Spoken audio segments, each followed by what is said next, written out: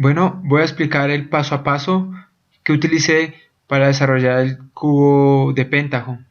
Lo primero que hice fue ir a la página community.pentaho.com y descargué el Business Analytics Platform, el Data Integration y el esquema Workbench.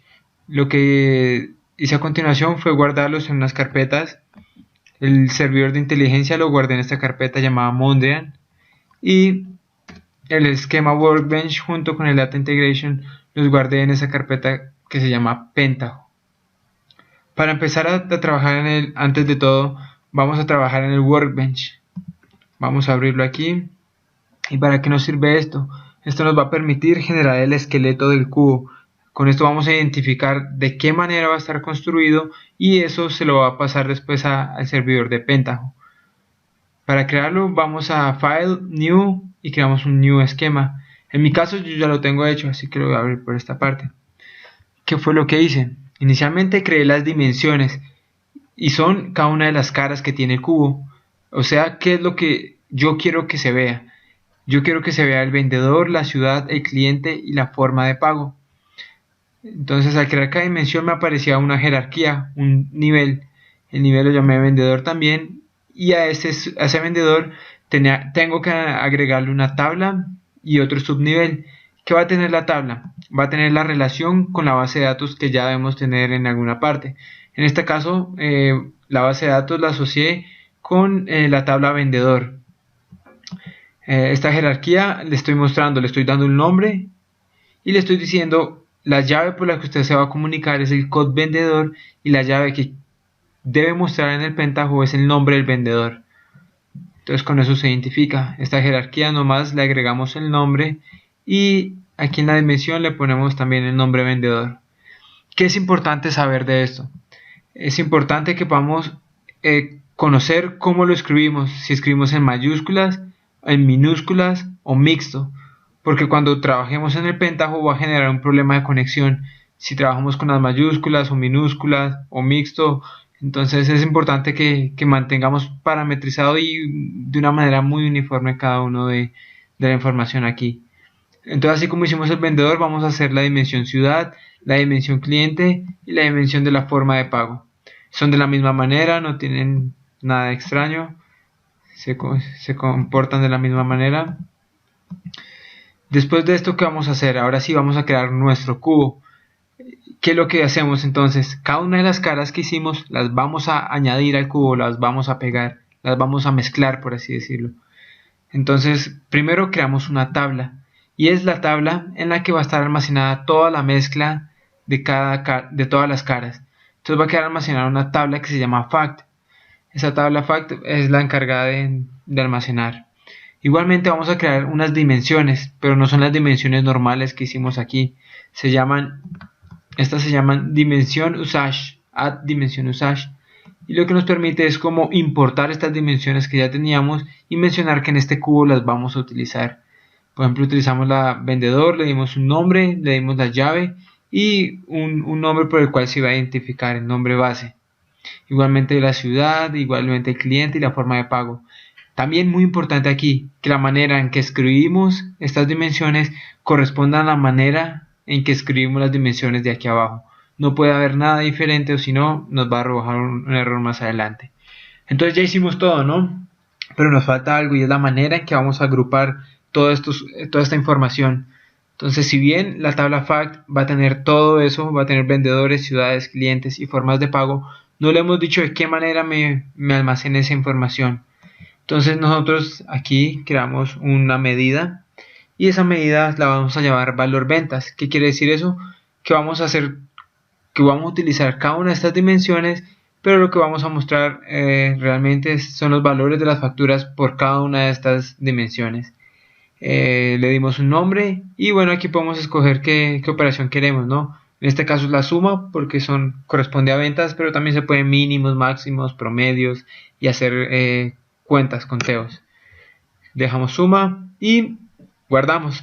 Ya con esto vamos a File, Save As y guardamos nuestro archivo con el nombre que queramos. Yo puse cubo ventas. Bueno, ya guardamos aquí entonces el esquema Workbench Si vemos, lo guardé aquí en mi escritorio, lo llamé cubo pruebas, entonces lo vamos a dejar ahí para utilizarlo más adelante. El siguiente paso que vamos a hacer entonces va a ser abrir ya nuestro servidor, nuestro Business Intelligence Server, para empezar a hacer las conexiones con el cubo y publicarlo. Vamos aquí a la carpeta Pentaho, perdón, a la carpeta Mondrian, me equivoqué, y vamos a darle a iniciar Pentaho, o en inglés Start Pentaho, en el archivo por lotes. Se demora un poco en cargar, eso sí, depende de la máquina. Mi máquina no es tan buena, hubo días en que se demoraba aproximadamente 30 minutos en cargar. Hay otras máquinas que demoran 5, 10 minutos, 20, incluso otras se demoran mucho más. Entonces hay que tener un poco de paciencia, hay que esperar mientras el servidor sube. Bueno, aquí esperamos entonces un tiempito y ya el servidor está arriba. Aquí como dice, el servidor está listo para usarse. ¿Cómo entramos al servidor de Pentaho? Abrimos nuestro navegador. Bueno, aquí se pone un poco lento.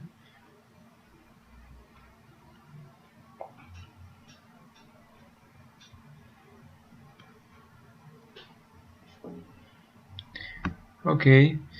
Y por defecto yo le asigné al Pentaho el puerto número 9090 del localhost. Entonces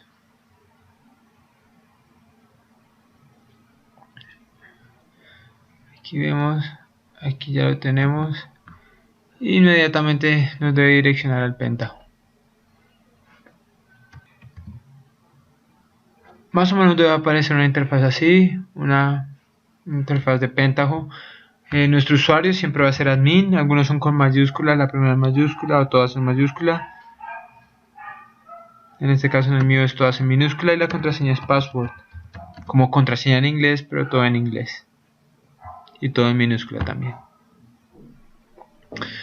Generamos un login y esperamos a que cargue, se demora siempre un poco, vamos a esperar.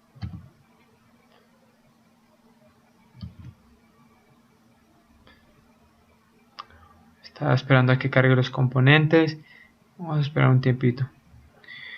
Bueno, nos debe aparecer una interfaz similar a esta, ¿no? Aquí Pentaho Business Analytics, estas gráficas acá, y a la izquierda nos va a aparecer unos botones importantes. Bueno, lo primero que vamos a hacer es configurar nuevamente nuestro servidor para permitir el ingreso o la comunicación con la base. Vamos a ir a File y seleccionamos aquí el manejo de archivos, la fuente de manejo de archivos.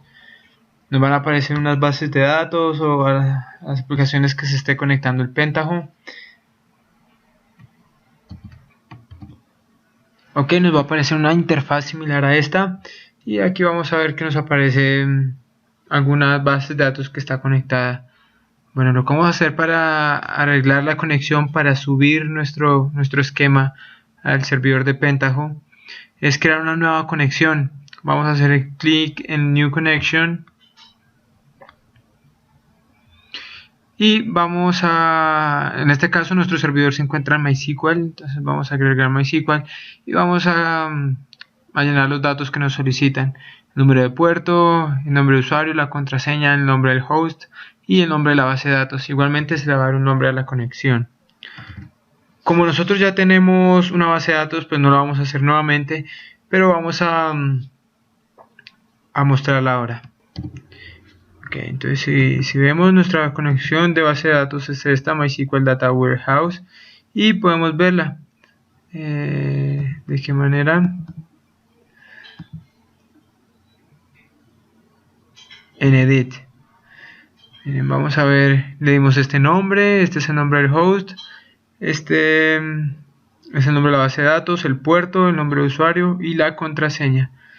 Ya con esto pues va a quedar aquí almacenada, y antes de todo vamos a dar nuevamente clic aquí y vamos a importar un análisis. Esto lo que hace es traer el esquema que creamos y lo va a insertar, como va a generar la información que traímos, la va a unir con el esquema y va a permitir armar el cubo. Vamos a la carpeta de escritorio donde yo la guardé. Tenemos aquí cubo pruebas. Y le decimos que queremos que la fuente de datos sea MySQL Data Warehouse. Con esto entonces nos va a quedar algo así nuevamente. Y previamente ya había instalado un plugin para esta aplicación que se llama Saiku. Les recomiendo que lo vean, que lo analicen cómo es. Y vamos a ver cómo funciona ahora nuestro cubo. Usualmente, si no hemos descargado nada, podríamos crear un JPivot. Lo creamos y nos pide directamente el esquema y el nombre de nuestro cubo y él lo genera. No es una manera visiblemente llamativa. Por esa razón descargué el Saiku. Es un plugin que me permite verlo de una manera mejor. Creamos entonces nuestro proyecto en Saiku y esperamos un momento a que cargue. Aquí ya está cargando. Ok, entonces nos aparece una interfaz como esta. Vamos a Create New Query. Vamos a crear un nuevo query. Y aparecemos o presionamos en el cubo que queremos ver. En este caso el cubo pruebas, que fue el que realizamos con el esquema. Lo abrimos y nos muestra la medida, efectivamente es el valor de ventas y cada una de las dimensiones que agregamos en el esquema. Esto es una interfaz mucho más bonita que la otra y lo que me permite es realizar las búsquedas, consultas y generar reportes de una manera visualmente buena. Por ejemplo, vamos al grano. Pongamos aquí un nombre de vendedor, el valor de las ventas y miren, nos va a arrojar entonces los vendedores que se tienen por las ventas que produjeron. Pero además de eso podemos hacer más cruces. Por ejemplo, podemos agregar aquí a columna y vamos a ver las ventas por cliente. Por ejemplo, Sandra no le vendió a Juan, Sandra sí le vendió a José, no le vendió a Jairo, ni a Jaime y sí a Ramiro. Entonces vamos a ver todos los posibles cruces que se puedan dar, ¿no? ¿Esto en qué me sirve? Es muy parecido a una tabla dinámica en Excel, pero ¿cuál es la diferencia? Obviamente esto maneja sincronización, es decir, los cambios que se hagan en la base de datos en cualquier lugar que esté, ya pueda ser en otro país, en otra ciudad, se ven reflejados en el instante. Solo es con darle clic aquí en actualizar, los datos quedan completamente actualizados. Además de esto, el Pentaho permite, por ser bases de datos, y permite una gran cantidad de almacenamiento, algo que seguramente Excel se limita, no llega hasta tanto. Entonces con esto vemos la gran importancia de aprender Pentaho. Es muy útil y es algo que en estos días está dando mucha oferta laboral. Con esto me despido y espero que tengan una buena noche.